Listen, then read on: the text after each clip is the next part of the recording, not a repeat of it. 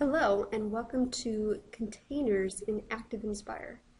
This module will show you how to make one container that contains one item. So this would be an interactive activity for students to do at the board. Now what I have here is I've created two shapes for my shape tool, and I have put text on the page also. So what I need to do is I need to go in and make each shape accept only the correct word. So first I'm going to click on a shape and select it, and I get the marquee tool around it. I'm going to click this file icon so I can select my property browser, or I can select F9 on the keyboard. Now this opens my browser on the left, and I need to open just the container pop-up menu. So where it says can contain, I want it to contain a specific object. So I'm going to select that right there in the drop-down menu. Next I have to select what that object is. By clicking the dot dot button, I get this pop-up window here. Now this is helpful when you have already labeled your items on your page, so it's easier to identify what they are. So it's already selected circle text, which is what I want. Now I want it to be completely contained, so when I drag the word circle completely inside that shape, it will grab it. You also have the option to add a sound if the object is dragged to the correct place. So I'm going to choose a sound file. I'm going to set it to true, and then I'm going to choose what that sound file is. So this will open up some folders that you have in ActivInspire if you've downloaded a resource pack. And I'm going to select from one of these files that has a sound that I want. I'm going to choose people, and these are my sound clipped options that I have.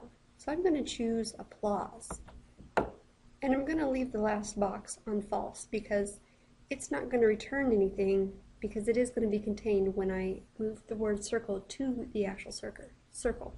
Now I need to go and tell ActivInspire that the word circle is an object that I want to be contained. I'm going to click on it and open the property browser again. The word circle is not going to contain anything, so it's going to be left at nothing. So I don't have to change any of these items below it. But this time I want it to be returned if it is not contained. So that means if I don't get the word circle all the way inside the shape of the circle, it will bounce back to where it is right now.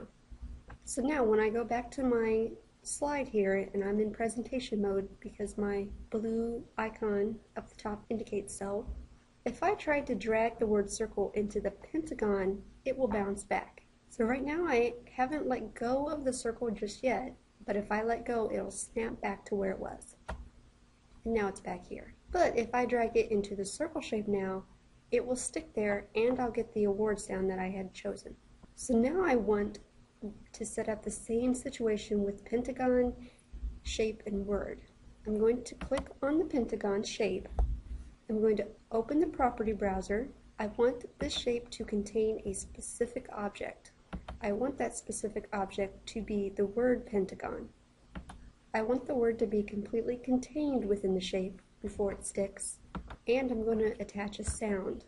I'll choose applause again, and now I'm done with the pentagon shape. So now I need to set the properties for the pentagon word. It contains nothing, but I do want it to bounce back if it is not completely contained within the pentagon shape. So let's test this. If I try to drag the pentagon word into the circle, it will bounce back.